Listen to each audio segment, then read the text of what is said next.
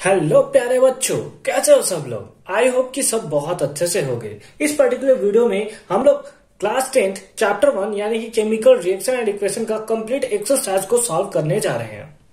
ठीक है, तो एक एक क्वेश्चन को देखेंगे, बहुत आसानी के फॉर्म में इसको समझेंगे और बहुत ही इजी फॉर्म में उसको मैं आपको एक्सप्लेन करने का पूरा ट्राई करूंगा। तो चलिए हम लोग वीडियो को स्टार्ट करते हैं। सबसे पहला क्वेश्चन जैसे कि आपको स्क्रीन पर देखने को मिल रहा होगा, which of the statement about the reaction below are incorrect. मतलब जो हमें नीचे रिएक्शन दिया हुआ है उसके लिए 4 हमें स्टेटमेंट दिया हुआ है और उसमें बताना है कि कौन सा इनकरेक्ट है। सही नहीं होना चाहिए, इनकरेक्ट होना चाहिए। रिएक्शन है जब पीबीओ जो है सी यानी कि कार्बन के साथ रिएक्शन करता है तो पीबी और CO2 का फॉर्मेशन करता है। तो यहाँ पे हमें ऑक्सीडेशन और रिडक्शन कहीं ना कहीं एग्जाम्पल दिया हुआ है। तो आइए बोर्ड पर चलते हैं और समझते हैं इस इक्वेशन को। तो जैसा कि आपको यहाँ पे देखने को मिल रहा है कि स्टार्टिंग में PbO था और यहां से जाने के बाद Pb हो गया। मतलब इसके पास ऑक्सीजन था और यहाँ पे ऑक्सीजन नहीं है। मतलब क्या हो गया, ऑक्सीजन जो है वो लूज कर गया। और ऑक्सीजन जब लूज होता है, ऑक्सीजन का लॉस होता है, तो उस प्रोसेस को हम लोग क्या बोलते हैं, रिडक्शन बोलते हैं।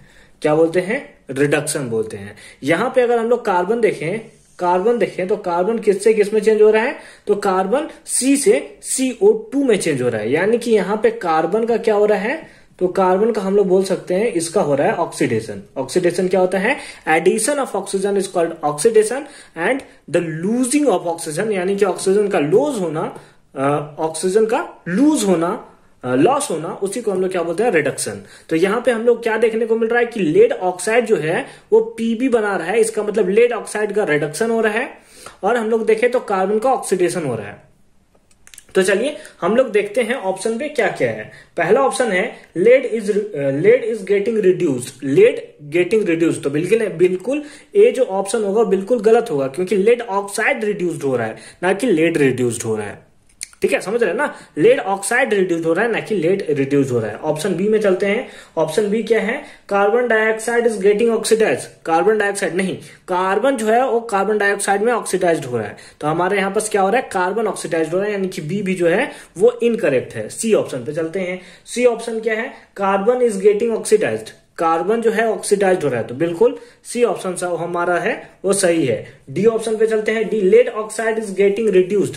लेड ऑक्साइड जो है वो रिड्यूस्ड हो रहा है, तो बिल्कुल ये भी सही है। हमसे पूछा था कि कौन इनकरेक्ट है, तो ए और बी जो है वो इनकरेक्ट है। कौन सा ऑप्शन देखने को मिल रहा है, that is option number 1, A and B है ना। और यही इसका क्या होगा, आंसर होगा। ठीक है, तो क्वेश्चन नंबर 1 आपको आई होप कि अच्छे से समझ में आया होगा। नेक्स्ट पार्ट पे चलते हैं, दैट इज क्वेश्चन नंबर 2। तो यहाँ पे आपको देखने को मिल रहा है Fe2O3 जब Al के साथ रिएक्शन कर रहा है तो Al2O3 और Fe का फॉर्मेशन कर रहा है। यानी कहीं ना कहीं Al जो है यानी कि एल्यूमिनियम जो है वो हमारा जो फेरिक ऑक्साइड है Fe2O3 है, वहां से आयरन को जो है बाहर निकाल दे रहा है और ऑक्सीजन को अपने साथ ले रहा है। और इस टाइप का रिएक्शन मैंने आपको बताया था कि जहां मोर रिएक्टिव एलिमेंट जो होता है लेस रिएक्टिव एलिमेंट्स को उसके कंपाउंड से डिस्प्लेस कर देता है, उस रिएक्शन को हम लोग डिस्प्लेसमेंट रिएक्शन कहते हैं। और एक किसका एग्जाम्पल है, तो बिल्कुल हाँ, ये है हमारा डिस्प्लेसमेंट रिएक्शन का एग्जाम्पल। हमने रिएक्शन देखते ही समझ गया इसके बारे में, यानी कि कौन सा होगा, option number D is the right answer. Question number 3 है, what happens when dilute hydrochloric acid is added to iron filing. यानी कि क्या होगा जब डाइल्यूट हाइड्रोक्लोरिक एसिड यानी कि डाइल्यूट HCl को ऐड किया जाता है आयरन फिलिंग यानी आयरन के साथ। Tick the correct option. हमें 4 ऑप्शन देखने को मिल रहा है। तो सबसे पहले समझते हैं कि रिएक्शन क्या है, उसके लिए हम लोग चलते हैं बोर्ड पे। तो देखिए यहाँ पे हमें क्या देखने को मिल रहा है कि व्हेन डाइल्यूट HCl को ऐड किया जा रहा है किसमें, आयरन फिलिंग में, यानी कि आयरन के साथ रिएक्शन कराया जा रहा है। तो इसमें क्या होगा, अगेन डिस्प्लेसमेंट रिएक्शन। Fe जो है वो ज्यादा रिएक्टिव है और H जो है लेस रिएक्टिव है, तो H को तो एक तो बाहर कर देगा और Cl इसके साथ रिएक्शन कर देगा। तो हमें क्या फॉर्मेशन होगा, FeCl2 that is iron chloride, और साथ ही साथ हाइड्रोजन जो है वो बाहर निकल जाएगा। हाइड्रोजन क्या है, बाहर निकल जाएगा। बैलेंस करना चाहें तो बैलेंस कर सकते हैं। तो यहाँ पे हमें क्या देखने को मिल रहा है कि क्या क्या बनेगा, ऑप्शन हम लोग मैच करते हैं। तो ऑप्शन में क्या आंसर क्या होना चाहिए कि आयरन क्लोराइड का फॉर्मेशन होगा, साथ ही साथ हाइड्रोजन गैस जो है वो हमारा बाहर निकलेगा। तो ऑप्शन नंबर ए चेक करते हैं, hydrogen gas and iron chloride are produced. Hydrogen gas and the iron chloride is produced, यानी कि ऑप्शन ए जो है वो हमारा सही है। ठीक है। लेकिन फिर भी जैसे कि अगर आपको लगे एग्जाम में कि ऑप्शन ए सही हो रहा है, लेकिन फिर भी आपको चेक कर लेना है, ठीक है। ऑप्शन बी पे देखिए क्या है, chlorine gas and the iron hydroxide are produce. तो ऐसा तो हमें हाइड्रोक्साइड कहीं देख ही नहीं रहा, क्लोरीन गैस दिख ही नहीं रहा है। नो रिएक्शन टेक्स प्लेस, तो सी भी नहीं होगा। डी है कि iron salt and the water are produced. Water कहाँ है, वाटर है, ऑक्सीजन है इसमें जो वाटर प्रोड्यूस्ड होगा, यानी कि डी भी जो है हमारा क्या है, गलत है। नेक्स्ट मूव करते हैं, that is question number 4। Fourth question है, what is a balanced chemical equation. Balanced chemical equation क्या होता है, और उसके बाद पूछा है why should chemical equation be balanced, और केमिकल इक्वेशन को बैलेंस क्यों किया जाता है। तो हम लोग जानते हैं कि बैलेंस्ड केमिकल इक्वेशन एक ऐसा इक्वेशन होता है जिसमें सारे के सारे एटम, हर एक एलिमेंट के सारे एटम रिएक्टेंट में और प्रोडक्ट में सेम होते हैं, उसे हम लोग बोलते हैं बैलेंस्ड केमिकल इक्वेशन। तो इसको डेफिनेशन के फॉर्म में क्या लिखेंगे, और reaction which have an equal number of atoms of all the elements on both side, दोनों साइड होने चाहिए, ठीक है। रिएक्टेंट में भी और प्रोडक्ट में भी ऑफ अ केमिकल इक्वेशन। क्या, एक केमिकल इक्वेशन के दोनों साइड जो इक्वल नंबर ऑफ एटम्स हर एक एलिमेंट्स को होना चाहिए, कि an equal number of atoms of all the elements, ठीक है, on both side of a chemical equation. और इसी को बोलेंगे is called balanced chemical equation. उसको क्या बोलते हैं, बैलेंस्ड केमिकल इक्वेशन बोलते हैं। जैसे अगर एग्जांपल के थ्रू लिखना चाहें तो H2O2 के साथ कंबाइन किया तो हमें क्या देता है, H2O देता है। अगर इधर हम लोग इसका नंबर ऑफ एटम देखें तो हाइड्रोजन का यहाँ पे 2 एटम प्रेजेंट है ना, 2 एटम प्रेजेंट है। ऑक्सीजन का यहाँ पे कितना एटम प्रेजेंट है, 2 एटम प्रेजेंट है, मतलब इसका 2 और इसका 2, टोटल इधर कितना है, तो 4 है ना, 2 और 2 4 है। इधर देखें तो हाइड्रोजन का 2 है लेकिन इसका 1 है। तो कहीं ना कहीं से हमें बैलेंस करने की जरूरत है, क्योंकि जो रिएक्टेंट में एटम है और जो प्रोडक्ट में एटम है वो इक्वल नहीं है, और इसीलिए जन्म होता है बैलेंस्ड केमिकल इक्वेशन का, यानी कि हमें केमिकल इक्वेशन को बैलेंस करना नेसेसरी है। अब हमसे क्या पूछ रहा है, यहाँ पे हम लोग बैलेंस कर लेते हैं तो कितना होगा, 2 और 2, ठीक है। अब इसमें देखेंगे तो 4 2 6, और इधर भी देखेंगे तो 4 2 6, आपको सेम नंबर ऑफ एटम देखने को मिलेगा। अब हमसे पूछ रहा है why should chemical equation be balanced, एक केमिकल इक्वेशन को बैलेंस क्यों करते हैं। तो हम लोग जानते हैं कि law of conservation of mass के अकॉर्डिंग कि mass can neither be created not be destroyed. Mass को ना तो क्रिएट किया जा सकता है ना ही डिस्ट्रॉय किया जा सकता है। इसका मतलब total mass of reactant should be equal to total mass of product. लेकिन अगर हम लोग इसको बैलेंस करना छोड़ दें, अगर ऐसे रखते हैं, ठीक है, ऐसे रखते हैं, तो इसका मास कितना होगा, एक हाइड्रोजन का 1 मास और एक ऑक्सीजन का 16 मास होता है। तो उस हिसाब से एक हाइड्रोजन का 1 तो 2 हाइड्रोजन का 2, और एक ऑक्सीजन का 16 तो 2 हाइड्रोजन का कितना, 32। तो इधर कितना आया, दैट इज 34 आया। इधर देखें तो 2 हाइड्रोजन का कितना हुआ, 2 हाइड्रोजन का 2 प्लस एक ऑक्सीजन का 16, तो कितना हो गया, 18। तो यहां देख रहे हैं 34 मास है, और यहां देख रहे हैं हम लोग 18 मास है। इसीलिए हम लोग को क्या करना पड़ता है कि केमिकल इक्वेशन को बैलेंस करना पड़ता है, ठीक है। कोई प्रॉब्लम है, नहीं है तो लिखेंगे according to law of conservation of mass, आपको एकदम इसी टाइप से आंसर लिखकर आना है अगर आपके एग्जामिनेशन में आएगा तो, ठीक है। According to law of conservation of mass can neither be created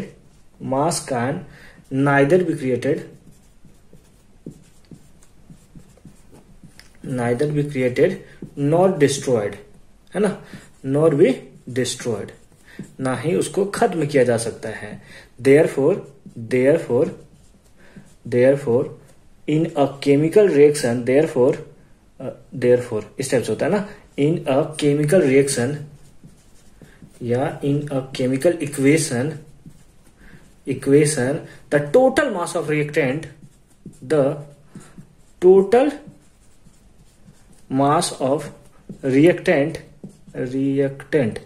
मतलब लिख दिया ना, हो जाता है total mass of reactant is equal to total mass of product, is equal to total mass of product, ठीक है। और इसीलिए क्या करते हैं हम लोग, इसीलिए, और लास्ट में लिख लेंगे हेंस वी शुड और सी शुड क्यों लिख रहे हैं यार, वी शुड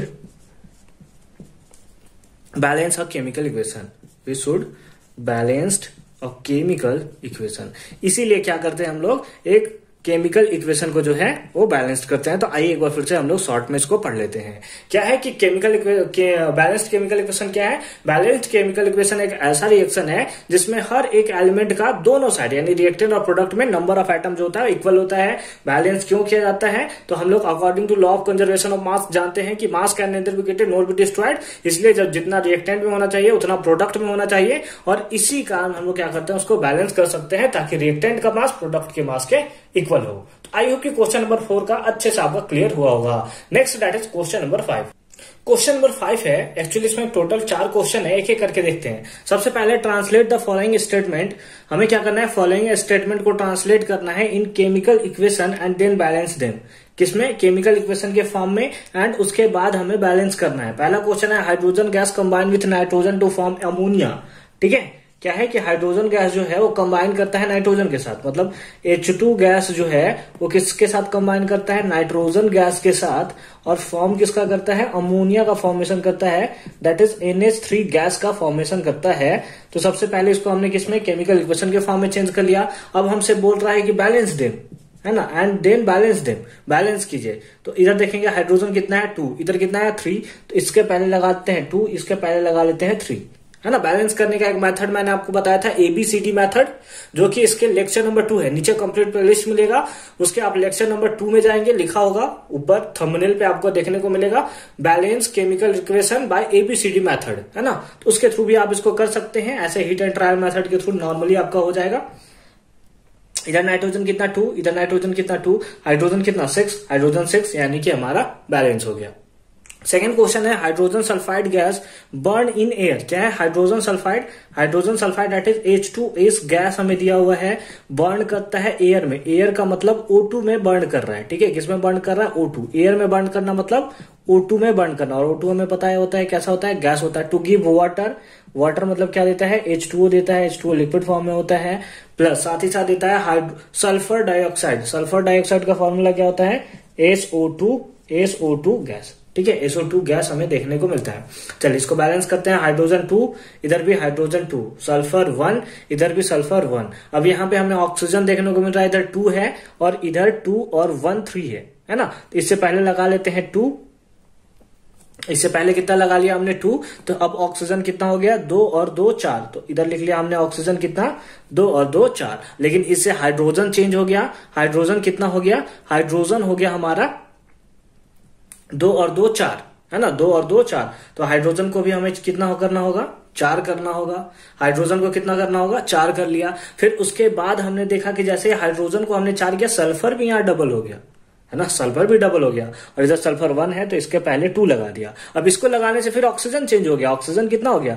2 2 जा 4 और 2 6। तो इसके पहले कितना लगाना होगा? हमें 3 लगाना होगा। कितना लगाना होगा? 3 लगाना होगा। और ये इक्वेशन जो हो गया हमारा बैलेंस हो गया। Hydrogen 4, sulphur 2, oxygen 6 and 2 and 4, है ना, 2 और 4 6, ठीक है। थर्ड है barium chloride react with aluminium sulphate. क्या दिया हुआ है कि बेरियम क्लोराइड है, यानी BaCl2 है, और रिएक्शन किससे कर रहा है? Aluminium sulphate. एल्यूमिनियम सल्फेट का क्या होगा?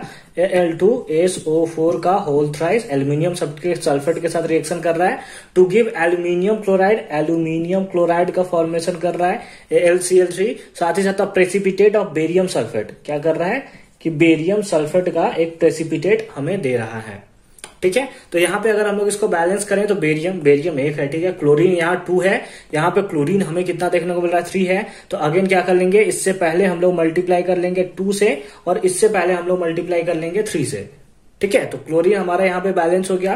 क्लोरीन कितना है? 6, और इधर भी क्लोरीन कितना? 3 2 जा 6। अब इससे बेरियम कितना हो गया? 3 हो गया। तो इससे पहले हमें कितना लगाना होगा? 3। बेरियम कितना हो गया? 3। अब फिर से चेक करते हैं। बेरियम 3, क्लोरीन 6, एल्यूमिनियम 2, सल्फेट 3, ठीक है। यानी कि हमारा इक्वेशन जो है वो बैलेंस है।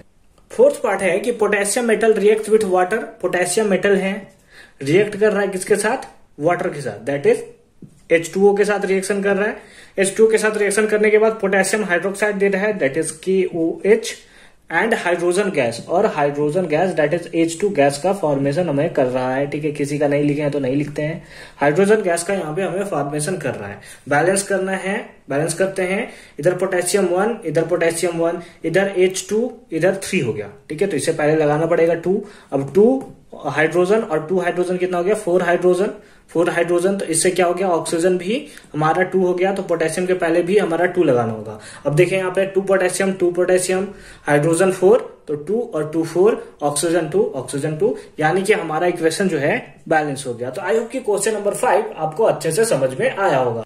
क्वेश्चन नंबर 6 है, इसमें भी मेनली 4 क्वेश्चन एक एक करके देखते हैं। सबसे पहला है कि HNO3 इसके साथ रिएक्शन कर रहा है, इतना और इतना का फॉर्मेशन कर रहा है। हमें क्या करना है, बैलेंस द केमिकल इक्वेशन हम लोग चेक करते हैं। हाइड्रोजन इधर कितना है, 1 और 2 कितना हो गया, 3 हो गया। और इधर कितना हमें देखने को मिल रहा है, इधर हाइड्रोजन हमें केवल और केवल 2 देखने को मिल रहा है। तो ऐसा करें, इससे पहले हम लोग 2 लगा देते हैं। इससे पहले कितना लगा देते हैं, 2। अब इधर हाइड्रोजन कितना हुआ, 2 और 2 4 हो गया। इससे पहले भी लगा लें तो हाइड्रोजन कितना हो गया, 4 हो गया। तो इधर भी हाइड्रोजन 2 और 2 4 हो गया, इधर भी हाइड्रोजन 4 हो गया।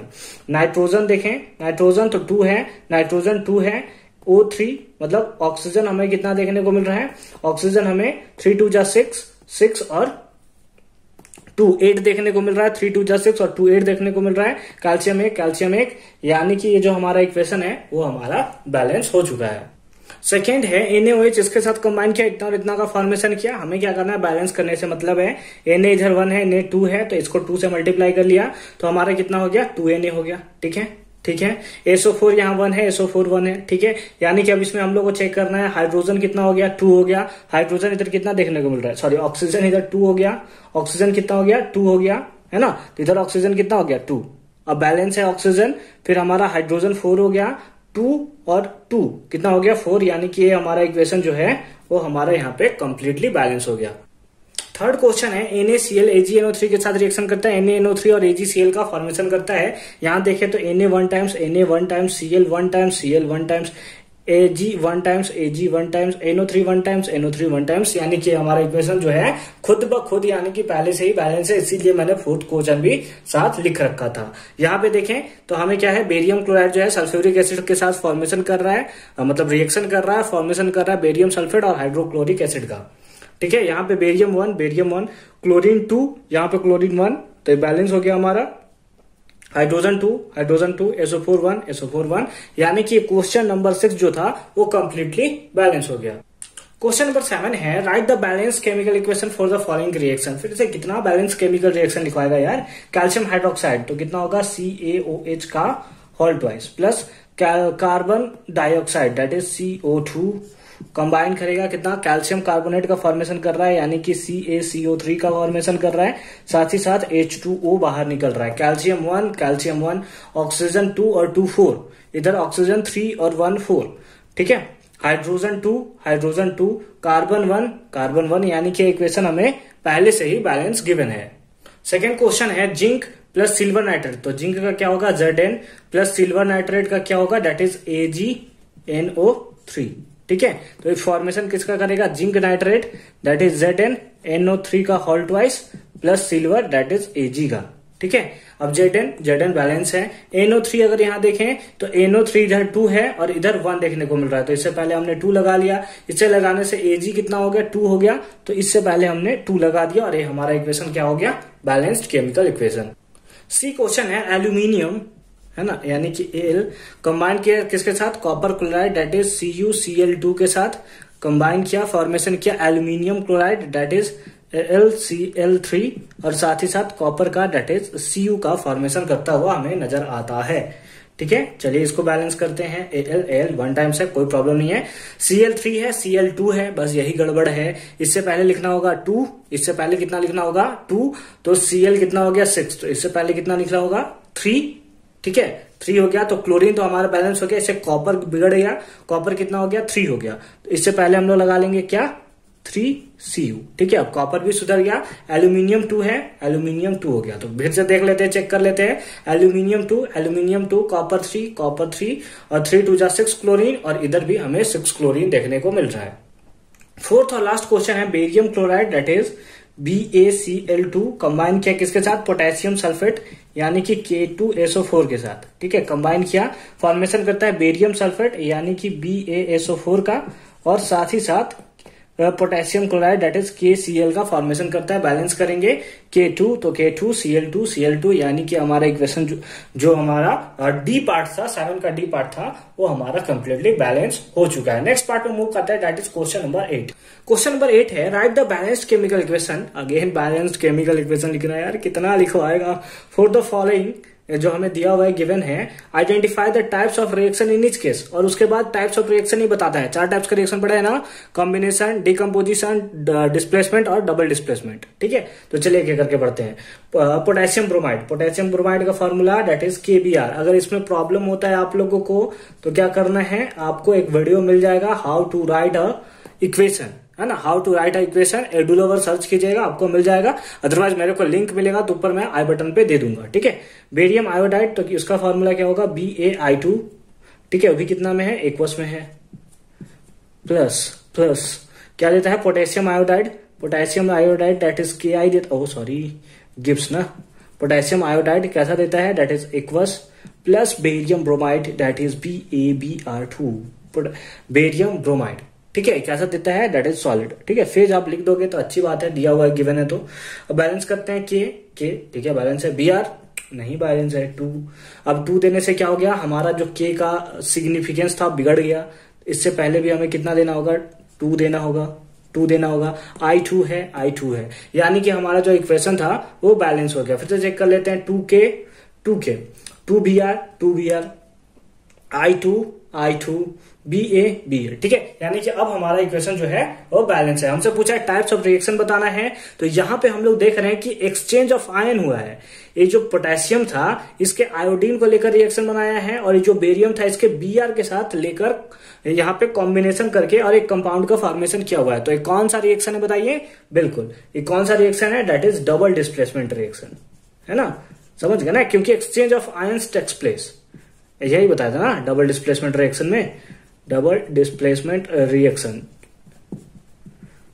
ठीक है। सेकेंड पार्ट देखते हैं। सेकेंड क्वेश्चन है जिंक कार्बोनेट जो होता है वो हम लोग का क्या होता है, डिकम्पोज हो जाता है किसमें, जिंक ऑक्साइड और कार्बन डाइऑक्साइड। मैंने तो यहाँ रिएक्शन का नाम ही बता दिया कि कौन सा रिएक्शन है। तो पहले लिखते हैं इसका equation, that is zinc carbonate क्या होता है, ZnCO3 जो होगा ब्रेक करेगा, किसमें ब्रेक करेगा, zinc oxide that is ZnO में, साथ ही साथ कार्बन डाइऑक्साइड का फॉर्मेशन करेगा यानी कि CO2 का फॉर्मेशन करेगा। बैलेंस देखते हैं, Zn CO3O3, ठीक है। तो ये तो हमारा बैलेंस पहले से है, कौन सा है, बिल्कुल डिकम्पोजिशन रिएक्शन, क्योंकि उसमें सिंगल रिएक्टेंट जो होता है ब्रेक करता है 2 या 2 से ज्यादा प्रोडक्ट में, ठीक है। तो हम लोग लिख लेंगे कौन सा, डिकम्पोजिशन रिएक्शन, ठीक है।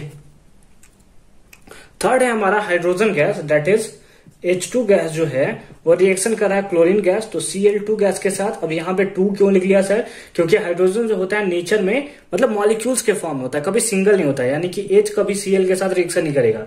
जब भी H2Cl2 जैसे Br देखोगे तो कभी Br अकेला नहीं रहता, जैसे आप ऑक्सीजन ले लो, ऑक्सीजन कभी अकेला नहीं होता, जैसे कि आप ऐसे नहीं बोलते CO के साथ C जो है O के साथ कंबाइन किया और CO2 का फॉर्मेशन किया, ऐसा नहीं होता है ना, ठीक है। तो ऑक्सीजन भी जो होता है मॉलिक्यूल्स के फॉर्म में होता है, दैट इज O2 के फॉर्म में होता है, ठीक है। फॉर्मेशन किसका कर रहा है, हाइड्रोजन क्लोराइड का, तो hydrogen chloride that is HCl gas का फॉर्मेशन कर रहा है। H2 है, 2 लिख लिया, तो ये हमारा इक्वेशन जो है वो बैलेंस हो गया। कौन सा इक्वेशन है, मतलब कौन सा रिएक्शन है, किस टाइप्स का रिएक्शन है, 4 टाइप्स का रिएक्शन मैंने बताया था। एडिशन रिएक्शन यानी कॉम्बिनेशन रिएक्शन का एग्जांपल है 2 या 2 से ज्यादा रिएक्टेंट, यहाँ पे 2 रिएक्टेंट आपस में कंबाइन कर रहे हैं और सिंगल प्रोडक्ट का फॉर्मेशन कर रहे हैं, मतलब कौन सा reaction, that is combination reaction. कौन सा reaction, that is combination reaction.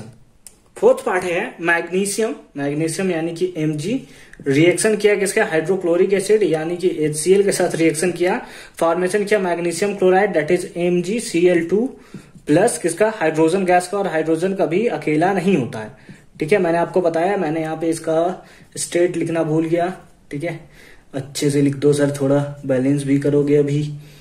तो यहाँ पे कौन सा था, AQ था, ठीक है।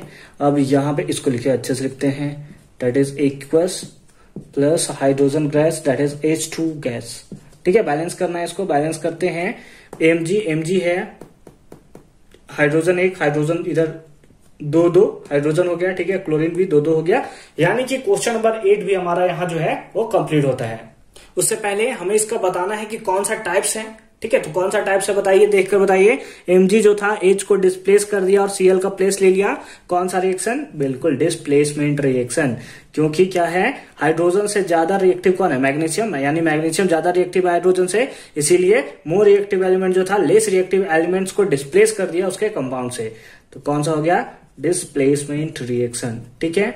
समझ में आ गया? समझ में आया क्वेश्चन नंबर 8 तक। चलिए फर्दर मूव करते हैं, दैट इज क्वेश्चन नंबर 9, जहां से हमारा क्वेश्चन मेनली शुरू होता है।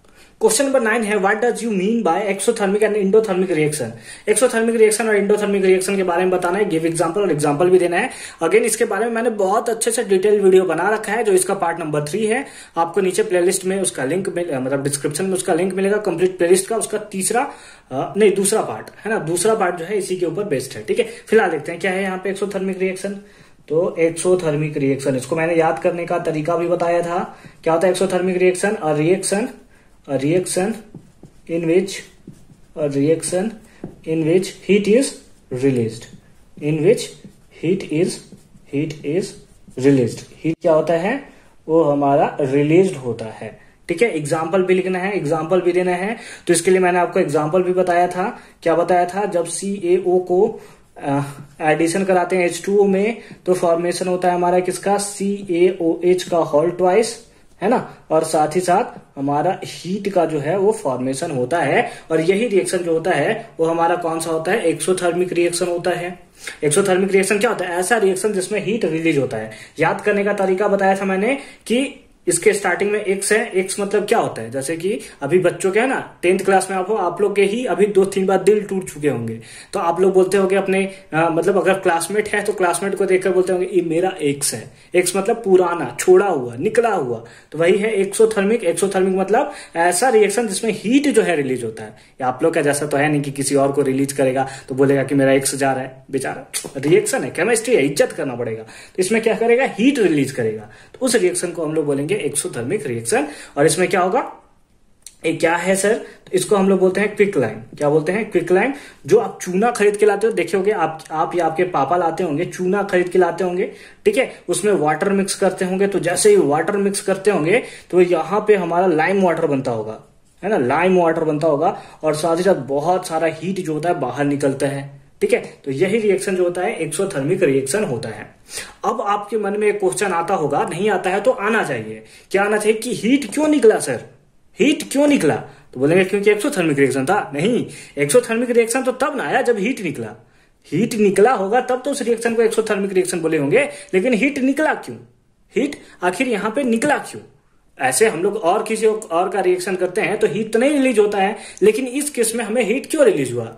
ऑल्दो ये हमें सिलेबस में ऐसा कहीं दिया हुआ नहीं है, लेकिन हमें समझना होगा। इसलिए निकला यहाँ पे क्योंकि law of conservation of energy को फॉलो किया। Law of conservation of energy. Let us suppose heat को अभी कुछ देर के लिए छुपा दें, ठीक है। हीट को कुछ देर के लिए छुपा लेते हैं। लेट अस सपोज यहां से यहां तक का एनर्जी को वर्क करने के लिए 10 जूल का जरूरत पड़ता है। 10 जूल एनर्जी में क्या होता है कि रिएक्शन होता है। और जब प्रोडक्ट का फॉर्मेशन होता है, जब हमें प्रोडक्ट का फॉर्मेशन देखने को मिलता है, फिर से समझते क्या है कि यहां से यहां का रिएक्शन जो हुआ, यानी COH2 बनाया। लेट अस सपोज हम लोग कर रहे हैं कि उसके लिए 10 जूल एनर्जी का जरूरत पड़ा। अब यहां पे क्या करते हुए जाते जाते जो CaOH का होल ट्वाइस बना, दैट इज लाइम वाटर बना, वो 8 जूल ही एक्वायर कर पाया। 8 जूल ही एक्वायर कर पाया। इसीलिए क्या हुआ कि थोड़े से अमाउंट में एनर्जी जो है वो निकल गया। कितना निकल गया? तो 2 जूल निकल गया होगा एनर्जी। तो हमें फिर लॉ ऑफ कंजर्वेशन ऑफ क्या बोलेगा? Law of conservation of energy को तभी ना फॉलो किया। तो हम लोग क्या बोलेंगे? It is because the total energy of the product is less than total energy of reactant. इसीलिए क्या होगा कि हीट जो होगा यहां से निकला होगा। ठीक है, समझ में आ गया? मिटा दे इसको। चलिए ठीक है। अब हमारे दूसरा क्या है? Endothermic reaction. तो इसमें रिलीज होता था तो इसमें क्या होगा? एब्जॉर्ब होगा। बिल्कुल, इंडोथर्मिक रिएक्शन है ना। इंडोथर्मिक रिएक्शन तो आप लिख ही सकते हो। क्या लिखेंगे? A reaction in which heat is absorbed. क्या होगा? Heat is absorbed. हीट जो होगा वो क्या हो जाएगा? एब्जॉर्ब्ड हो जाएगा। एब्जॉर्ब्ड फिर लिख सकते हो इज कॉल्ड इंडोथर्मिक रिएक्शन, है ना, ये तो लिख ही सकते हो इज कॉल्ड इंडोथर्मिक रिएक्शन। अब इसमें हम लोग का इंडोथर्मिक रिएक्शन में, इसके लिए तो मैंने बहुत सारे एग्जांपल बता रखे थे, ठीक है, इसके लिए मैंने वहां पे बहुत सारे एग्जांपल बता रहे थे कि इंडोथर्मिक रिएक्शन में एक नया एग्जांपल देखते हैं। लाइक हमारे पास है N2 जो है वो O2 के साथ कंबाइन किया, है ना, N2 जो था O2 के साथ कंबाइन किया, थोड़ा हीट जो था, थोड़ा एनर्जी जो था एब्जॉर्ब किया, एनर्जी एब्जॉर्ब किया, और फिर हमारा यहां पे NO का फॉर्मेशन किया। इसको बैलेंस करना चाहें तो हम लोग बैलेंस कर सकते हैं। क्वेश्चन नंबर 10 है, why is the respiration considered as exothermic reaction? क्यों रेस्पिरेशन को एक्सोथर्मिक रिएक्शन कंसिडर्ड किया जाता है? तो उसका रीजन है, तो सबसे पहले रीजन पढ़ने से पहले सबसे पहले पढ़ते हैं एक्सोथर्मिक रिएक्शन है क्या। तो मैंने आपको याद किया था, बताइए याद कैसे कराया था मैंने आपको। एक्सोथर्मिक एक्स से मिलकर बना है, एक्स मतलब क्या होता है, पुराना, छोड़ा हुआ, रिलीज किया हुआ। तो क्योंकि ये रिएक्शन है तो इसमें क्या होता है, हमारा हीट रिलीज होता है, या फिर दूसरे टर्म में हम लोग बोले तो एनर्जी जो होता है उसको रिलीज होता है, और उसी को हम लोग बोलते हैं एक्सोथर्मिक रिएक्शन। तो अब यहां पे हमसे पूछ रहा है, यहां पे हमसे क्वेश्चन पूछा हुआ है कि व्हाई इज रेस्पिरेशन, रेस्पिरेशन को क्यों कंसिडर्ड किया जाता है एक्सोथर्मिक रिएक्शन, मतलब रेस्पिरेशन में क्यों, रेस्पिरेशन में आखिर हीट रिलीज हो रहा होगा तभी तो उसको एक्सोथर्मिक रिएक्शन कहा जा रहा होगा, समझ गए ना। तो यही है इसका। तो रिलीज कहां से हो रहा होगा सर एनर्जी? तो देखिए उसमें क्या होता है कि जब हम लोग डाइजेशन करते हैं, यानी फूड को डाइजेस्ट करते हैं, तो हमारे पास क्या होता है, रोटी खाते हैं, चावल खाते हैं, या भी जो भी खाते हैं हम लोग, तो बड़ा बड़ा मॉलिक्यूल्स होता है। तो क्या करता है कि हमारा बॉडी जो होता है उसको सिंपलर मॉलिक्यूल्स में ब्रेक डाउन करता है। Simpler molecules that means glucose में उसको ब्रेक करता है, और ग्लूकोज जब हम लोग ऐसे ब्रीथिंग लेते हैं तो ऑक्सीजन हम लोग इनहेल करते हैं, तो ग्लूकोज उसी ऑक्सीजन के साथ कंबाइन करता है और CO2 और H2O का फॉर्मेशन करता है, साथ ही साथ लार्ज अमाउंट ऑफ एनर्जी का फॉर्मेशन करता है। तो एनर्जी रिलीज्ड होता है, जिसका वर्क हम लोग काम करने के लिए, जैसे मैं बोलने के लिए आपको मतलब एज अ टीचिंग के लिए मैं यूज कर रहा हूं, तो उसी टाइप से डिफरेंट डिफरेंट वर्क के लिए एनर्जी का यूज किया जाता है, और वही है इसका, क्योंकि यहाँ एनर्जी रिलीज हुआ है इसलिए इसको एक्सोथर्मिक रिएक्शन बोलेंगे। तो चलिए फटाफट से लिखते हैं, क्या लिखेंगे, during digestion, during digestion large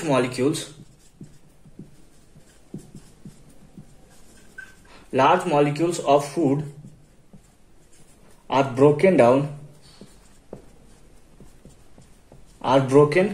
down into simpler substance,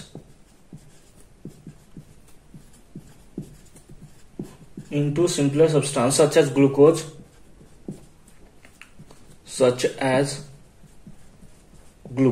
है ना, ग्लूकोज की तरह, मतलब सिंपलर सब्सटेंस ग्लूकोज के साथ मिल जाता है, फिर ग्लूकोज ऑक्सीजन के साथ कंबाइन करता है, तो लिखेंगे ग्लूकोज कंबाइन विथ ऑक्सीजन,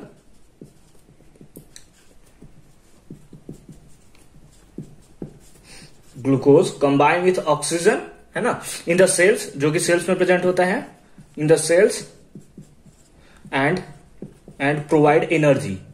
क्या करता है, हमें एनर्जी रिलीज करता है या एनर्जी प्रोवाइड करता है ना। तो लिखेंगे since energy is released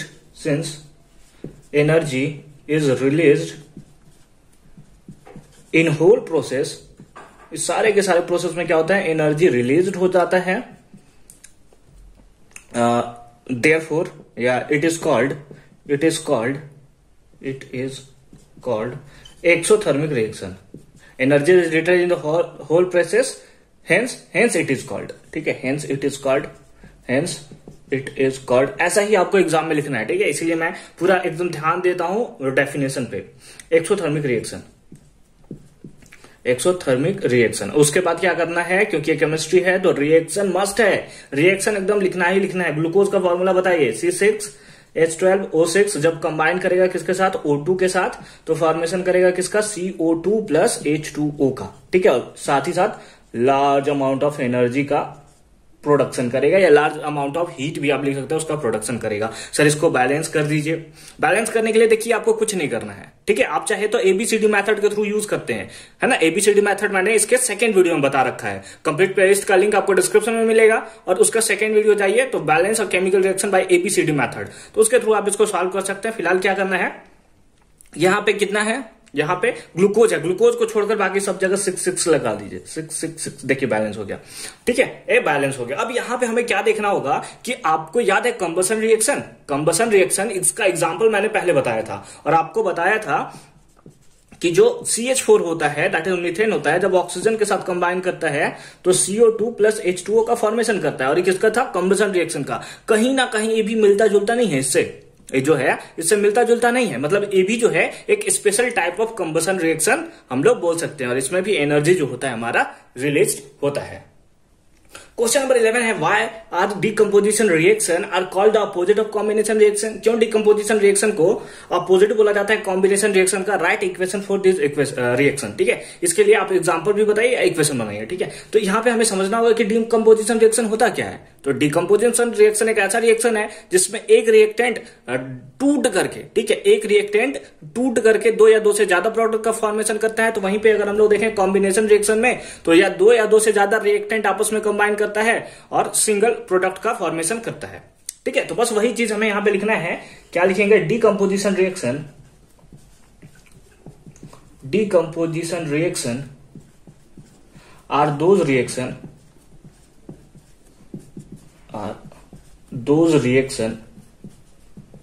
in which a single reactant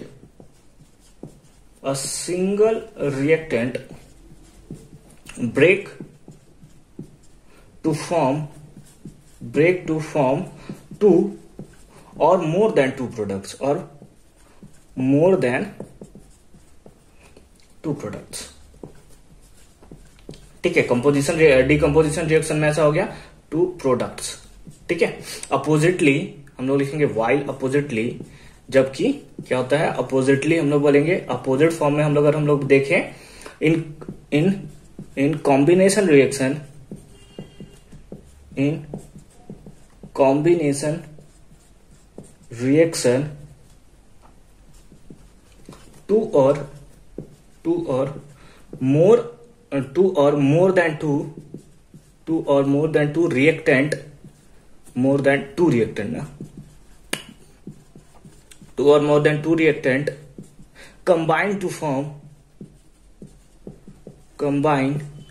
form या react to form single product, to form single product, to form single product. ठीक है, यही हो गया इसका एक्चुअल रीजन। फिर एग्जांपल लिखना है तो लिखेंगे डिकम्पोजिशन रिएक्शन का एग्जांपल। आप चाहो तो जब यहां पे लिखा है ना टू और मोर देन टू प्रोडक्ट्स, तो यहां पे स्टॉप दो और उसके बाद उसका एग्जांपल लिखो, फिर लिखो व्हाइल अपोजिटली इन कॉम्बिनेशन रिएक्शन, इतना होता है। ठीक है, तो या फिर जैसे भी लिखना चाहो आप लिख सकते हो कि डायरेक्ट डेफिनेशन लिख दो, नीचे डिकम्पोजिशन रिएक्शन का एग्जाम्पल लिख लेते हैं। H2O जो है वो ब्रेक कर गया किसमें? H2 प्लस O2 में। ठीक है, बैलेंस हो गया? नहीं हुआ है, कोई नहीं, बैलेंस हो गया। ठीक है, कब होता है ये डिकम्पोजिशन रिएक्शन? है कब है? जब इसमें इलेक्ट्रिसिटी जो है उसे प्रोवाइड किया जाता है, इलेक्ट्रिसिटी जो है उसे प्रोवाइड किया जाता है। फिर कॉम्बिनेशन रिएक्शन, कॉम्बिनेशन रिएक्शन में क्या होगा कि H2 जो है O2 के साथ कंबाइन करेगा, है ना, H2 जो है O2 के साथ कंबाइन करेगा और 2H2O का फॉर्मेशन करेगा। मैंने सेम इसीलिए लिखा है ताकि आपको पता चले कि कैसे हो रहा है। ठीक है, कैसे हो रहा है ताकि आपको पता चल सके, इसलिए H2O को ही मैंने ब्रेक डाउन भी किया है और H2O2 को ही मैंने कंबाइन भी किया है। क्वेश्चन नंबर 12 है, right one equation each of the decomposition reaction. मतलब डिकम्पोजिशन रिएक्शन जो हर एक टाइप मैंने आपको बताया है, कौन सा? एक मैंने आपको बताया थर्मल डिकम्पोजिशन, फिर इलेक्ट्रोलाइसिस, फोटोलाइसिस, तीनों बताया है। Where energy supplied in the form of heat provide किया जाएगा तो थर्मल डिकम्पोजिशन होगा, लाइट प्रोवाइड किया जाएगा तो हम लोग का क्या होगा? फोटोलाइसिस होगा, इलेक्ट्रिसिटी प्रोवाइड किया जाएगा तो इलेक्ट्रोलाइसिस होगा। ठीक है, तो एक एक बारे में, सबके बारे में एक एक इक्वेशन लिख रहे हैं, तो चलिए लिख लेते हैं। सबसे पहले थर्मल डिकम्पोजिशन, इसमें क्या होता है? प्रोवाइड होता है हीट। ठीक है, थर्मल डिकम्पोजिशन, ठीक है। थर्मल डिकम्पोजिशन का एग्जांपल हम लोग देखे थे CaCO3, जब इसमें हम लोग हीट प्रोवाइड करते हैं तो CaO प्लस CO2, है ना, इसका फॉर्मेशन होता है। आप बोलोगे सर बहुत आपने एक एग्जांपल बता दिया है। ठीक है, तो चलिए कुछ और अगर आप देखना चाहो तो लेट नाइट्रेट का भी लिख सकते हो। ठीक है, लेट नाइट PbNO3 का होल ट्वाइस। ठीक है, जब इसका हम लोग हीट प्रोवाइड करते हैं तो लेड ऑक्साइड प्लस NO2 यानी कि मतलब क्या होता है कि PbNO3 हॉल्ट वाइस है, यानी कि लेड नाइट्रेट जो है वो PbONO2 और हम लोग का क्या करता है O2 का फॉर्मेशन करता है। अगर इसको नेमिंग वाइज देखें तो इसका लेड नाइट्रेट हो गया, और फिर लेड ऑक्साइड हो गया, ये नाइट्रोजन डाइऑक्साइड हो गया, ऑक्सीजन गैस हो गया। ठीक है, तो इस टाइप से फॉर्मेशन करता है। बैलेंस करना चाहें तो बैलेंस कर सकते हैं आप। ठीक है, बैलेंस करना चाहें तो बैलेंस कर सकते हैं। कैसे बैलेंस कर सकते हैं सर? तो चलिए देखते हैं। एन इधर कितना है 2, इधर एन कितना है 2 2 2 2 2 2 2 2, ठीक है 2 है, और 3 2 जा 6, इधर कितना है 2 2 4 और 2 6। ठीक है, तो PB2 हो गया, 2 हो गया, तो 2 PB 2 Na 2 Na नहीं 2 2 4 Na। ठीक है, और कितना हो गया 4 2 जा 8 8 2 10 10 2 12। हाँ ठीक है, अब हमारा इक्वेशन जो है बैलेंस हो गया। तो थर्मल डिकम्पोजिशन का हुआ। फिर दूसरा क्या है, लाइट के प्रोवाइड, तो क्या होगा फोटोलाइसिस। फोटोलाइसिस के लिए मैंने आपको 2 बता रखे थे कि AgCl, जब इसमें हम लोग क्या करते हैं कि लाइट प्रोवाइड करते हैं, सनलाइट प्रोवाइड करते हैं, जिसको मैंने आपको बोला था कि HMU भी लिख सकते हैं, सनलाइट भी लिख सकते हैं, ऐसा कोई प्रॉब्लम नहीं है। तो क्या बनाता है 2Ag + Cl2। तो बैलेंस कर लेते हैं, ये बैलेंस हो गया। ठीक है, फोटोलाइसिस के साथ साथ मैंने AgBr का भी बताया था आपको, याद है? AgBr का बताया था मैंने आपको, AgBr का इसमें भी सेम रहेगा यार, Ag + Br2। इस टाइप से इसका क्या होता है, रिएक्शन होता है। ठीक है, थर्ड पार्ट क्या है? थर्ड पार्ट है हम लोग electricity, that is electrolysis. Electrolysis sir water वाला मत बताइए सर, हम लोग ना परेशान हो गए वाटर वाला देखकर कि इलेक्ट्रोलाइसिस में वाटर का होता है। ठीक है, तो चलिए इलेक्ट्रोलाइसिस का कुछ और एग्जांपल देखें। तो Al2O3 है, Al2Al3 मतलब एल्यूमिनियम ऑक्साइड जो है वो क्या होता है, जब इसमें इलेक्ट्रिसिटी प्रोवाइड किया जाता है, यहाँ HMU होगा दैट इज सनलाइट, और यहां पे होगा हमारा इलेक्ट्रिसिटी, है ना, इलेक्ट्रिसिटी। तो एल्यूमिनियम होगा और ऑक्सीजन में ब्रेक होगा। ठीक है, 3 2 4। ठीक है, इस टाइप से हो गया। तो ये हो गया हमारा क्या, इलेक्ट्रोलाइसिस का एग्जांपल। क्वेश्चन नंबर 13 है, what is difference between displacement and double displacement reaction, right equation for this reaction.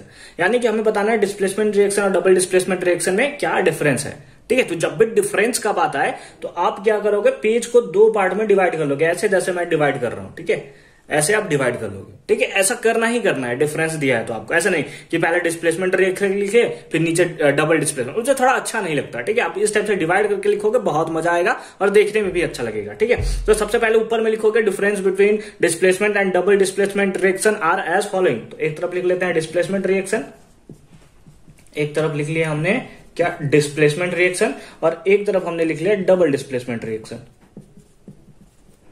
Double displacement reaction आप लिख लेना। ठीक है, डबल डिस्प्लेसमेंट रिएक्शन। पहला क्या होगा, डिस्प्लेसमेंट रिएक्शन का डेफिनेशन लिखते हैं। डिस्प्लेसमेंट रिएक्शन का डेफिनेशन क्या होता है कि in this reaction more reactive element displace less reactive element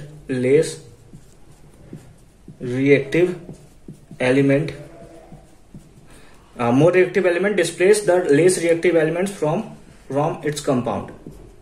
क्या होता है, बहुत बार पढ़ चुके हैं यार, मोर रिएक्टिव एलिमेंट जो होता है लेस रिएक्टिव एलिमेंट्स को उसके कंपाउंड से डिस्प्लेस कर देता है। ठीक है, इसमें क्या होता है, इसमें होता है there is an exchange of ion, there is an exchange of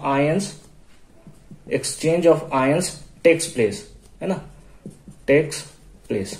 इसमें क्या होता है, एक्सचेंज ऑफ आयन जो होता है वो टेक्स प्लेस करता है। ठीक है, दूसरा क्या है, दूसरा में है कि ये बहुत ही स्लो होता है, डिस्प्लेसमेंट रिएक्शन जो होता है वो बहुत स्लो होता है। तो लिखेंगे it is slow reaction, it is slow reaction. Oppositely क्या होगा, फास्ट रिएक्शन होगा। तो इसको लिखेंगे, ये क्या होगा हमारा, फास्ट रिएक्शन होगा। लिख लेंगे इट इज फास्ट रिएक्शन। ठीक है, मैं यहां पे लिख दे रहा हूं इट इज फास्ट रिएक्शन। ठीक है, दूसरा क्या होता है, मतलब तीसरा क्या होता है कि इसमें हमें चेंज इन कलर देखने को मिलता है। ठीक है, कि स्टार्टिंग में जैसे हमने देखा था, याद है, जब आयरन को डिप्ड करते थे कॉपर सल्फेट में तो क्या होता था कि कलर चेंज हो जाता था। ठीक है, तो लिखेंगे change in colour takes place, है ना। यहां पे क्या होता है, चेंज इन कलर होता है। और अगर इसका हम लोग तीसरा लिखे तो यहां पे हमें ज्यादातर प्रेसिपिटेट देखने को मिलता है। तो लिखेंगे precipitate are formed.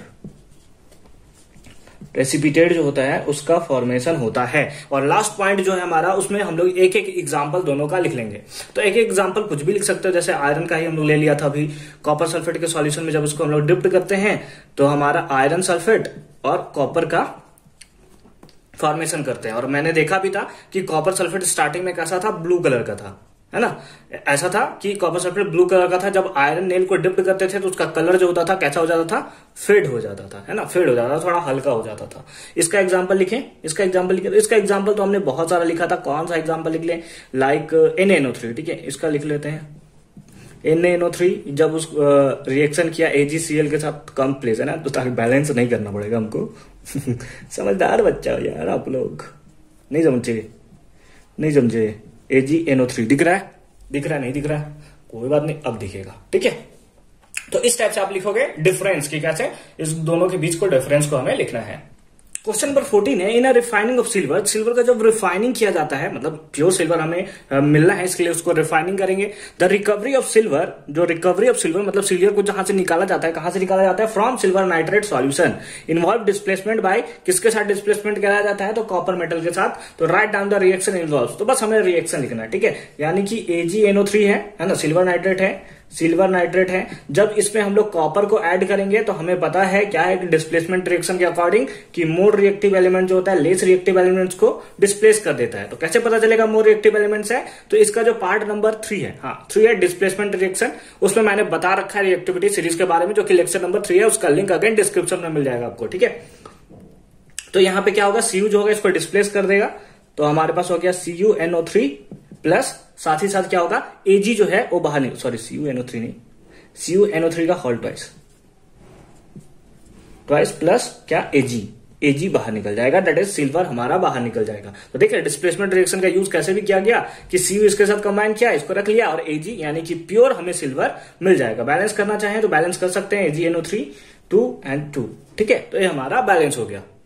Question number 15 है, what do you mean by precipitation reaction. Precipitation reaction क्या होता है, एक्सप्लेन बाय गिविंग एग्जांपल, और एक्सप्लेन करना है एग्जांपल के थ्रू, ठीक है। तो मैंने प्रेसिपिटेशन रिएक्शन के थ्रू मैंने आपको बता रखा है इससे पहले भी कि प्रेसिपिटेशन रिएक्शन एक्चुअली में होता क्या है, कि दो एक्वस सॉल्यूशन ऑफ कंपाउंड जो होते हैं आपस में रिएक्ट करते हैं। दो एक्वस सॉल्यूशन ऑफ कंपाउंड जो होते हैं वो आपस में रिएक्ट करते हैं, तो क्या करता है, एक सॉलिड कंपाउंड का फॉर्मेशन होता है जो कि उन मिक्सचर के साथ घुलता नहीं है, उसको सेपरेट किया जा सकता है, बस उसे ही प्रेसिपिटेशन रिएक्शन करते हैं, जो नीचे जाकर तल्ली में जाकर बैठ जाता है, ठीक है।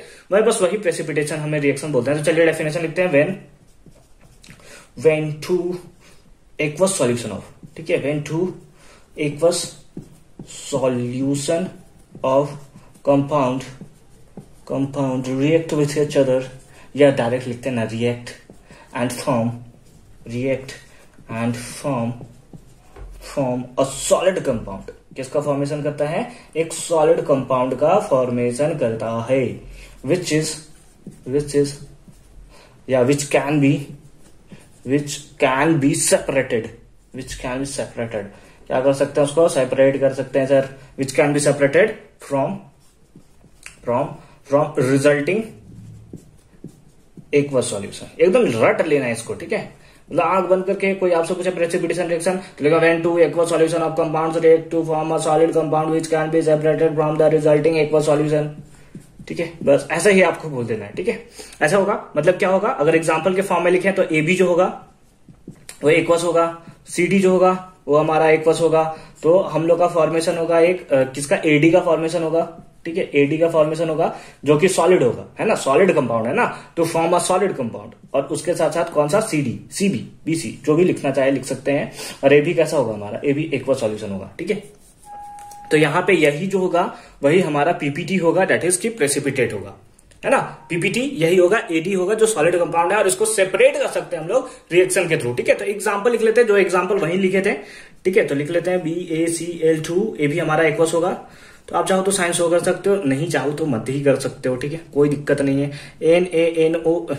Na2SO4 था ना, सॉरी, Na2SO4, ये भी कैसा था, दैट इज एक्वस, कंबाइन कर रहा था, किसका फॉर्मेशन कर रहा था, दैट इज BaSO4, जो कि हम लोग का सॉलिड था, और यही PPT था, दैट इज प्रेसिपिटेट था। और उसके बाद NaCl बैलेंस करना चाहे तो 2 लिख सकते हैं, बस बैलेंस हो गया, ठीक है। तो यहाँ PPT का हमें फॉर्मेशन लिख लेते हैं, लिख देंगे हेयर BaSO4 यानी कि बेरियम सल्फेट, है ना, या डायरेक्ट लिखते हैं यार BaSO4, बेरियम सल्फेट कौन लिखेगा उतना बड़ा सा, है ना। बेरियम सल्फेट इज प्रेसिपिटेट, ठीक है। समझ में आया कि क्या क्वेश्चन बोल रहा है। क्वेश्चन नंबर 15 नेक्स्ट मूव करते हैं। क्वेश्चन नंबर 16 है explain the following terms of gain और loss of oxygen with 2 example each, है ना। क्या करना है कि हमें एक्सप्लेन करना है, मैंने तो यहां लिखा ही नहीं कि किसको एक्सप्लेन करना है और किसको एक्सप्लेन नहीं करना है। तो पहला है हम लोग का ऑक्सीडेशन, ठीक है, पहला है ऑक्सीडेशन और सेकेंड है हमारा रिडक्शन, ठीक है, रिडक्शन। अच्छी बात है। तो अब हम लोग इसका आंसर लिखेंगे। क्या हमसे बोल रहा है, हमसे बोल रहा है explain the following terms of gain and loss of oxygen, या तो गेन के बेसिस पे या तो लूज, लेकिन ऑक्सीजन के बेसिस पे, ठीक है, ऑक्सीजन, उसके अलावा हाइड्रोजन से कोई मतलब नहीं इसको, विथ 2 एग्जांपल ईच, और 2 एग्जांपल भी हमें देना है। तो ऑक्सीडेशन सबसे पहले लिखते हैं, पहला वाला है ऑक्सीडेशन। ऑक्सीडेशन क्या होता है, oxidation is gain of oxygen. क्या होता है, गेन ऑफ ऑक्सीजन। ऑक्सीडेशन में क्या होता है, ऑक्सीजन का जो होता है वो गेन होता है, ठीक है, लॉस नहीं होता। इसको दूसरे टर्म में हम लोग बोलते हैं लॉस ऑफ हाइड्रोजन, लेकिन उसके बारे में हमें नहीं बात करना है, केवल गेन या लॉस ऑफ ऑक्सीजन के ही बेसिस पे हमें बात करना है। तो हमने लिखा oxidation is the gain of oxygen. तो एग्जांपल लिखेंगे, तो एक हमने लिखा था Mg जब O2 के साथ कंबाइन करता है तो MgO का फॉर्मेशन करता है, ठीक है, MgO का फॉर्मेशन करता है। दूसरा देख लें तो कॉपर जब ऑक्सीजन के साथ रिएक्शन करता है तो फॉर्मेशन करता है CuO का, ठीक है। बैलेंस करना चाहे तो बैलेंस कर सकते हैं, ठीक है। तो ए हो गया आपका किसके टर्म में, गेन ऑफ ऑक्सीजन के टर्म में। दूसरा क्या है, रिडक्शन। तो लिखेंगे reduction is gain of hydrogen, नहीं गेन या लॉस ऑफ ऑक्सीजन के बेसिस पे। तो गेन ऑफ ऑक्सीजन था तो क्या होगा, लॉस ऑफ ऑक्सीजन, ठीक है, यानी कि ऑक्सीजन का क्या होना चाहिए, लॉस होना चाहिए। तो एग्जांपल में लिख लेंगे, लाइक हमारे पास है कि CuO है, आप देख रहे हैं ना, यहाँ Mg स्टार्टिंग में था, यहां से MgO बना, तो क्या हो गया, इसका ऑक्सीडेशन हुआ। या Cu अकेला था, यहाँ CuO बन गया, तो क्या हो गया, इसका ऑक्सीडेशन हो गया। अगर यहाँ पे हम लोग देखें तो लेट अस सपोज CuO है और H2 के साथ कंबाइन किया, क्या बनाएगा, Cu बनाएगा और उसके साथ साथ H2O का फॉर्मेशन करेगा, है ना। अब यहाँ पे आप देखोगे तो Cu स्टार्टिंग में ऑक्सीजन के साथ था और यहाँ पे इसका लॉस हो गया, तो ये क्या है, रिडक्शन है। क्यों, क्योंकि loss of oxygen is called reduction. तो एक इसका एग्जांपल है हमारा रिडक्शन का एग्जांपल है, ठीक है। समझ गए कि कैसे हो रहा है, ठीक है, कैसे हो रहा है, किसको रिडक्शन बोल रहे हैं। आप बोलोगे सर यहां से यहां तो ऑक्सीजन बढ़ा है, तो उसके बारे में हमें नहीं बताना है, बस हमें शो तो वही करना है ना। ऐसे तो रेडॉक्स रिएक्शन साथ साथ होता है ना, ऑक्सीडेशन हुआ तो रिडक्शन भी होगा, लेकिन बस हमें शो करना है, ठीक है। एक और एग्जाम्पल है Fe3O4, ठीक है। Fe3O4 जब H2 के साथ रिएक्शन करेगा तो हमारा फॉर्मेशन करता है Fe का और साथ ही साथ H2O का फॉर्मेशन करता है, ठीक है। ऑक्सीजन 4 है तो ऑक्सीजन हमने 4 कर लिया, हाइड्रोजन 8 हो गया तो हाइड्रोजन हमने 8 कर लिया, और आयरन कितना हो गया, आयरन 3 है तो इधर भी आयरन हमने 3 कर लिया। सर इसका नाम क्या है, देखिए इसके नाम के ऊपर ना बहुत मस्त लॉजिक है, चलिए मैं आपको बताता हूँ, ठीक है। ये क्या होता है, इसका नेमिंग क्या है, चलिए मैं आपको बताता हूँ। इसको ऐसे आप गूगल करोगे ना तो आपको आयरन ऑक्साइड ही देखने को मिलेगा। तो आयरन ऑक्साइड तो बहुत टाइप का होता है ना, आयरन ऑक्साइड बहुत टाइप का होता है, लेकिन इसके बारे में थोड़ा कॉन्सेप्ट है, उसको समझते हैं, ठीक है। चलिए देखिए, एक होता है हमारा FeO, ठीक है, FeO, इसको हम लोग बोलते हैं आयरन 2 ऑक्साइड। क्या बोलते हैं, आयरन 2 ऑक्साइड, आयरन 2 ऑक्साइड। ऐसा देखने को आपको मिला होगा, इसलिए देखने को मिला होगा क्योंकि इसका ऑक्सीजन का वैलेंसी 2- होता है और इसका वैलेंसी 2+ हुआ होगा, ये दोनों कैंसिल हो गया और FeO बना होगा, इसीलिए आपको देखने को मिल रहा है आयरन 2 ऑक्साइड। इसका मतलब समझिए कि आयरन का जो वैलेंसी है यहाँ पे 2 है, ठीक है। और एक होता है Fe2O3, इसको बोलते हैं क्योंकि ऑक्सीजन का 2 वैलेंसी यहां आया और आयरन का 3 वैलेंसी इधर गया होगा, इसीलिए इसको हम लोग क्या बोलते हैं, आयरन 3 ऑक्साइड, ठीक है। तो यही 2 ऑक्साइड हम लोग को मिलता है, इसको हम लोग बोलते हैं फेरस ऑक्साइड, इसको बोलते हैं फेरिक ऑक्साइड, ठीक है। फेरस ऑक्साइड, इसका नाम है फेरिक ऑक्साइड। तो यहां पे तो हमें नहीं देखने को मिल रहा है, हमें यहां पे देखने को मिल रहा है Fe3O4, इस टाइप से हमें देखने को मिल रहा है। तो एक कहीं ना कहीं इसका कॉम्बिनेशन नहीं है, Fe2 यहां है, एक यहां है, तो 3 हो गया, 3 ऑक्सीजन यहां, 1 ऑक्सीजन यहां, तो 4। तो इसका नाम है आयरन 2,3 ऑक्साइड, है ना। इसलिए कहीं कहीं आपको देखने को मिलेगा, थोड़ा सा लॉजिक है तो मजा आएगा, ठीक है। इसका नाम लिख लेंगे आयरन 2,3 ऑक्साइड। अगर आयरन ऑक्साइड भी बोले तो कोई प्रॉब्लम नहीं है, लेकिन आयरन 2,3 ऑक्साइड लिखेंगे, मजा आ जाएगा, ठीक है। मजा चाहिए हमें। चलिए नेक्स्ट पार्ट में मूव करते हैं, that is question number 17। Question number 17 है, shiny brown coloured element X on heating in air become black in colour. एक हमें क्या देखना है, साइनी ब्राउन कलर्ड एलिमेंट हमें देखने को मिल रहा है जिसका नाम एक्स दिया हुआ है, नाम नहीं दिया हुआ है, ठीक है। ऑन हीटिंग एयर, ठीक है, जब उसको हीटिंग किया जाता है एयर में, ठीक है, मतलब आग के साथ जलाया जाता होगा, ठीक है, हीट दिया जाता है, ऐसा हमें नहीं बोला जाता है कि बर्न किया जाता है। बिकम ब्लैक इन कलर, तो ब्लैक हो जाता है। नेम द एलिमेंट एक्स, तो एक्स का एलिमेंट का नाम बताइए। And the black coloured compound formed, और उसके साथ साथ ब्लैक कलर कंपाउंड जो फॉर्म्ड हुआ उसको बताइए।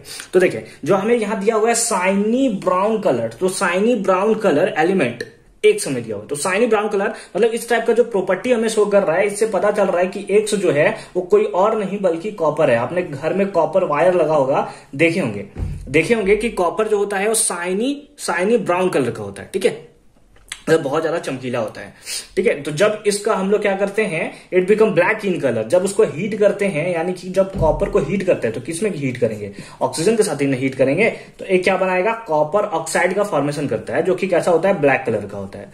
कैसा होता है, ब्लैक कलर का होता है। और एक जो स्टार्टिंग में कॉपर होता है हमारा, वो कैसा होता है, साइनी ब्राउन कलर का। तो यहां पर हम लोग लिख लेंगे shiny brown colour, shiny brown colour, ठीक है। जब ऑक्सीजन के साथ करते हैं तो यहां पे ब्लैक कलर का प्रोवाइड करता है। कैसे प्रोवाइड करता है सर, तो जब इसमें हीट प्रोवाइड किया जाता है, तो ठीक है, इस टाइप से लिखेंगे। लास्ट में आप लिखेंगे क्या, लिखेंगे एक्स इज कॉपर, ठीक है, एक्स जो है कॉपर है। अगर इतना भी छोड़ देंगे तो ऐसा कोई प्रॉब्लम नहीं है, लेकिन लास्ट में आपको लिख देंगे तो बहुत अच्छी बात है। क्या लिखेंगे, x is copper and the black coloured compound, and the black coloured compound, जो ब्लैक कलर्ड कंपाउंड है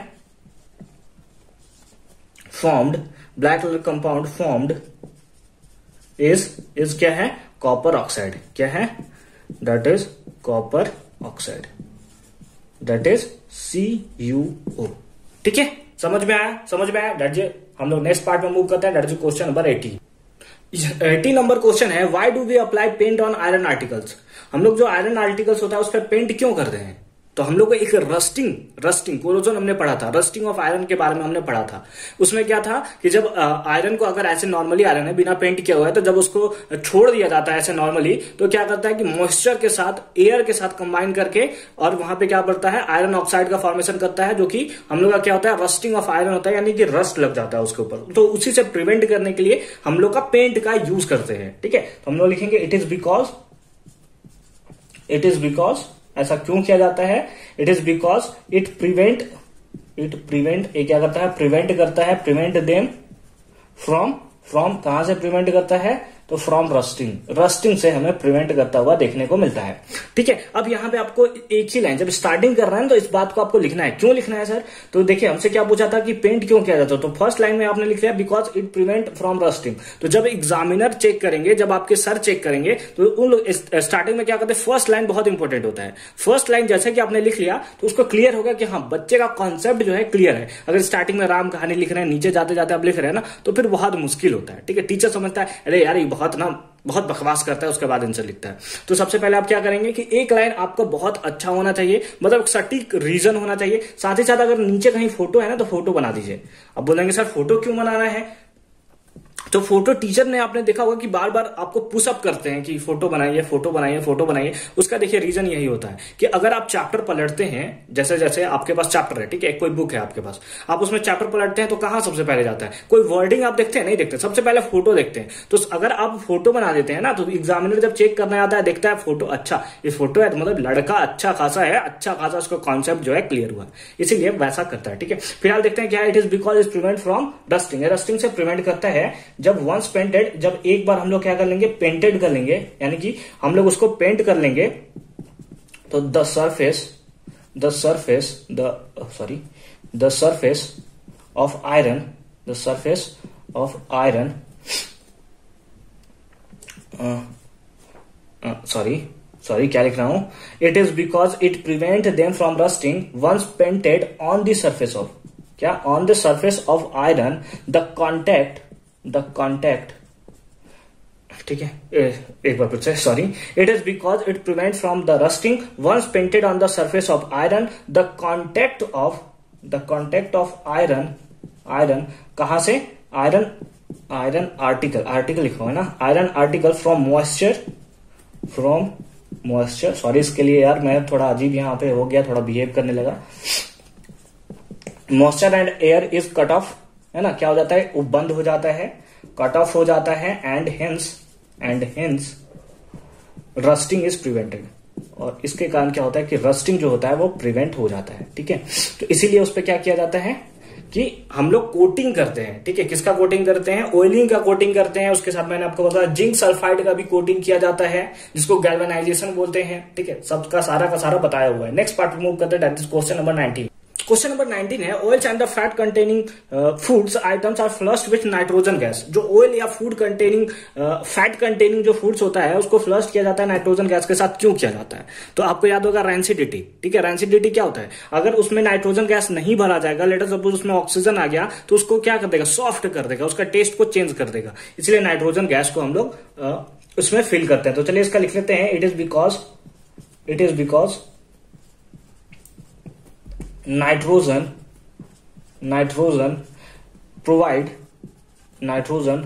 provide a medium where it does not react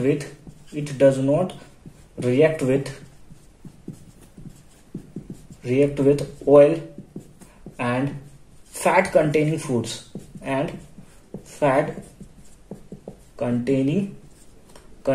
foods ठीक है। और अगर दूसरी तरफ हम लोग देखें कि जब ऑक्सीजन को मिक्स किया जाएगा तो क्या होगा? तो on the other hand whenever oxygen combine with these substances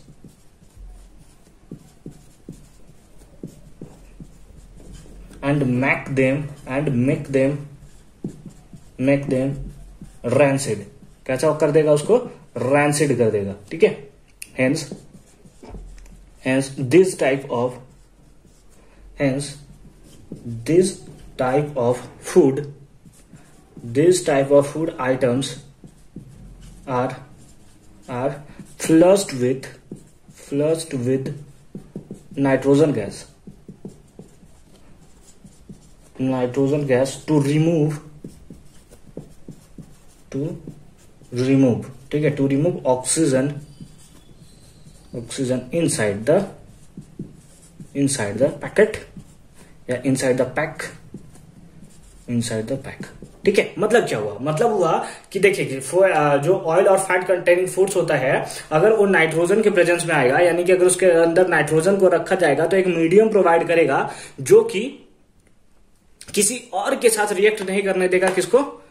oil and fat containing foods के साथ, ना ही इसके साथ ये रिएक्शन करता है। नाइट्रोजन क्या होता है? अगर हम लोग देखें तो कहीं कहीं आपको देखने को मिलेगा कि nitrogen is an inert gas होता है जो किसी के साथ रिएक्शन नहीं करता है। तो उसी टाइप से ऑयल और फैट कंटेनिंग फूड्स के साथ रिएक्शन नहीं करता है। अगर दूसरी तरफ अगर ऑक्सीजन के प्रेजेंस में आ गया तो फिर क्या होगा कि वो ऑक्सीजन के साथ रिएक्शन कर लेगा और ऑक्साइड्स के फॉर्मेशन कर देगा, जो उसको रैंसिड कर देगा। तो उसका टेस्ट चेंज हो जाएगा, वो बहुत ज्यादा सॉफ्ट हो जाएगा और उसका मतलब महक भी, ऑर्डर भी देखें तो वो भी हम लोग का चेंज हो जाएगा। ठीक है, इसीलिए क्या करता जाता है कि दिस टाइप ऑफ आइटम को फ्लश किया जाता है नाइट्रोजन गैस के साथ और ऑक्सीजन को रिमूव करने के लिए। लास्ट क्वेश्चन देखते हैं, क्वेश्चन नंबर 20। ऑलरेडी वीडियो का लेंथ बहुत ज्यादा बढ़ चुका है।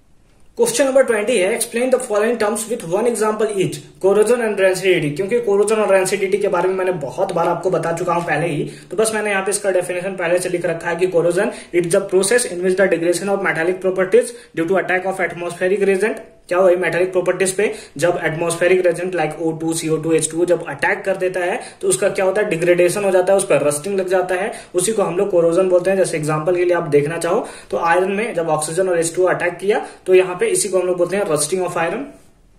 रैंसिडिटी क्या होता है कि जो हम लोग का ऑयल कंटेनिंग फूड होता है, ऑयल या फैट कंटेनिंग जो फूड आइटम होता है, उसका टेस्ट या फिर उसका स्मेल जो होता है वो चेंज हो जाता है। ठीक है, क्यों? क्योंकि ऑक्सीडेशन हो जाता है उसके साथ। इससे पहले भी हमने देखा, उसी प्रोसेस को हम लोग रैंसिडिटी बोलते हैं। एग्जांपल के टाइप में देखना चाहे तो the taste and the smell of the butter changes when kept for long time. जब उसको लॉन्ग टाइम के लिए रखा जाता है तो उसका क्या होता है? टेस्ट और स्मेल दोनों ही चेंज हो जाता है। ठीक है, आई होप कि आपको आज का वीडियो अच्छे से और क्लियरली समझ में आया होगा। मिलते हैं नेक्स्ट वीडियो में इंग्लिश का भी क्वेश्चन पेपर आ चुका है, मतलब फर्स्ट चैप्टर का समरी आ चुका है और बहुत जल्दी सेकंड चैप्टर का भी समरी आने वाला है और लेटर टू गॉड मैंने कंप्लीट कर रखा है। तो अगर आप देखना चाहते हैं तो उसका लिंक भी मैं आपको डिस्क्रिप्शन में दे रखूंगा। तो मिलते हैं नेक्स्ट वीडियो में, तब तक के लिए thank you so much for watching this video.